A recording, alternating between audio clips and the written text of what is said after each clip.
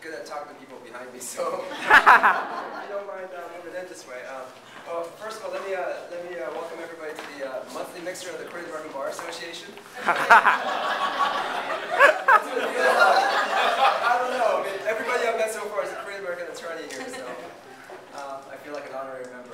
But well, first let me start in a kind of different order here. I want to start by acknowledging and thanking Bennett for letting us be here today. This is not only a beautiful location, but my whole life, my whole career, my dream was to speak and look at Denny's at the same time. this is the ideal situation where I accomplish my dream of my life.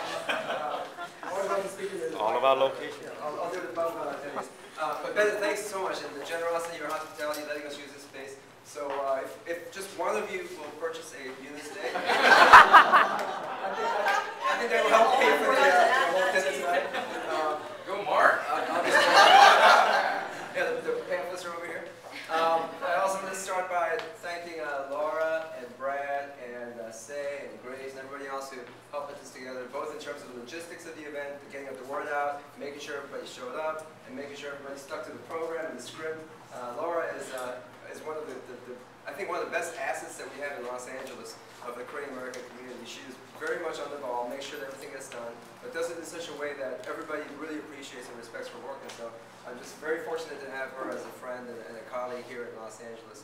And Brad, of course, your leadership with the Korean American Democrats, not just here in Los Angeles, but I know from my experience in Washington, D.C., how Brad's reputation is very strong because he's able to get together all the Korean Americans, especially Democrats, but all the Korean Americans who care about politics in the right way to come together. And as a result of Brad's leadership, we'll be meeting again in Washington, D.C. in May. So I hope some of you will be able to come out that way for that meeting as well. Tina, that was very nice of you to join us and to present it. I've never had an opening act, but I like this idea. I think we might do a little tag team thing. So maybe we'll do a little road tour. The comedian and me. You know. Thank you. That was great. You remind me of all the little funny stories I used to tell about my mother, and I won't repeat them here. But I think a lot of us share the same kind of lifestyle and the life experiences, and it's good to be able to laugh at ourselves once in a while. And I know I'm going to miss out on some of the host committee members, so I will not mention the list by name, but all of you who helped me put this together today, I really appreciate it. And in particular, the gentleman who just introduced me, John Tresvina. He's not only an incredible civil rights leader in his own right, as the head of the MALDEF, the Mexican American Legal Defense Education Fund, but he has had such a tremendous experience in Washington, D.C. for so long, working in the legislative branch, working in the executive branch, serving presidents, serving senators and others, and serving the community at large. And yet for him to now give up the position that he has, heading up one of the biggest civil rights organizations in the country, to go back and go into government again, public service again, is not only admirable, but I think it's something that all of us should learn, that there's never a bad time to do public service. Even if you're in a career track that is a private sector, corporate, whatever it is, if the right opportunity comes along, I hope that all of you will consider public service at some point, because there really is nothing better for us to accomplish in our lives here than to give back to the community, give back to our government that's given us so much, and for us to work together to help improve our lives, which is really what it comes down to for me. A lot of you probably know my life story based on conversations I've had with some of you. A lot of you probably have no idea who I am, and a lot of you are wondering why are we here in the middle of Los Angeles supporting a guy from Virginia, about 3,000 miles from here, in a state that most of you probably have never even been to, and in a city and a district that you've probably never heard of, Vienna, Virginia, for a seat in elected office that most of you probably have never cared to even think about, the House of Delegates for Virginia, which is the General Assembly. And why in the world would you spend your time and money and your efforts tonight to come out here all the way to downtown Los Angeles to listen to a guy like me, and what's in it for you, and why should I succeed in what I'm trying to do? Let me just tell you three things, and then I'm going to wrap up. I'll tell you a little bit about my background, just so that you know what drives me every single day. I want to tell you a little bit about this opportunity that I have to serve in this campaign that I'm running. And if I am honored and lucky enough to be elected, I'd like to tell you what I want to do with this. And hopefully that will answer some of your questions about why we are gathered here tonight to support my campaign 3,000 miles away from here. First, like a lot of you, and I'm sure a lot of your parents, I am an immigrant. I left Korea when I was 4, and I had a kind of a detour between arriving in America at 14 years old and leaving Korea at 4 years old. My family went to live in Saigon, Vietnam for a few years as a result of my father's work. Unfortunately, our experience in Vietnam didn't end very well. In April 1975, the country fell to communism, and so the rest of our family was evacuated. My father didn't survive. He got captured there for about a year, and he was finally released by the communists. So during that year of time, we lived off of charity of people in Korea back home, trying to survive on a daily basis. When our father miraculously was rejoined with us a year later, we found an opportunity to move to Australia, Sydney, Australia, where they were just allowing immigrants to come in from Asia for the first time in its white history. And so Australia accepted us as one of the first immigrants from Asia to go. And while we were waiting for our paperwork from America to let us immigrate, we settled down there and lived a pretty decent life. And then I came to California when I was 14 years old at the end of 1980. And I first lived in Sepulveda in San Fernando Valley. And then we ended up moving down to Orange County, which is where I ended up going to high school. And then a lot of you grew up in Garden Grove area. I went to high school in Garden Grove. And then I went to college at UC Irvine.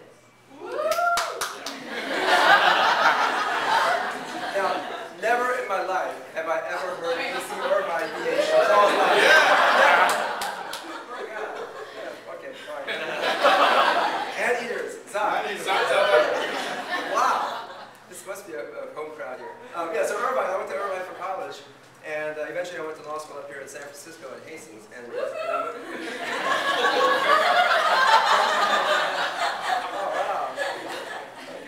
drinks for everyone. It's going to be fun. Well, my experience in politics started then in college.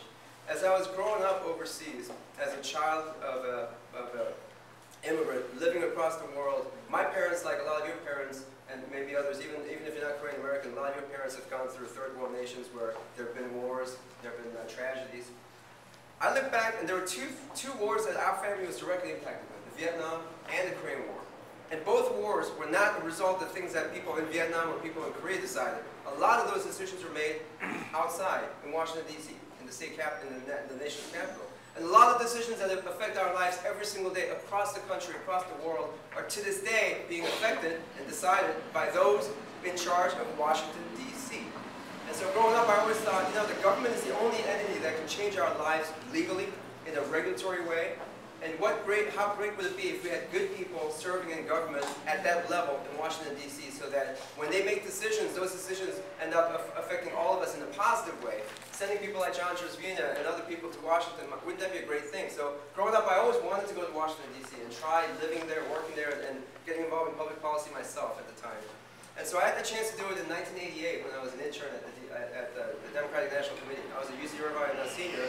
Went out there for an internship, and I absolutely fell in love with the place. I love the politics, I love the campaigns, I love the electioneering, I love meeting the great people, all these elected officials and staffers, and exciting, just this raw energy of the campaign. And I lived in Virginia at the time, which is how I really got to know the state that I call home now. But I realized another thing while I was there. Yes, in fact, this is the right place to come if you want to make impact across the country. This is the place that the entire world's lives are affected by people that work in those buildings in Washington, D.C.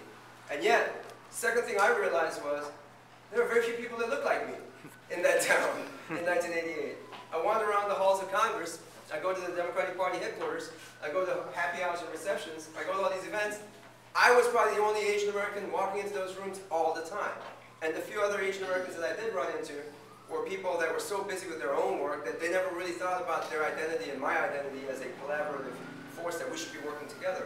And this was a year before this organization that John Tresvina just talked about called CAPAL, Conference on Asian Pacific American Leadership. That was founded in '89.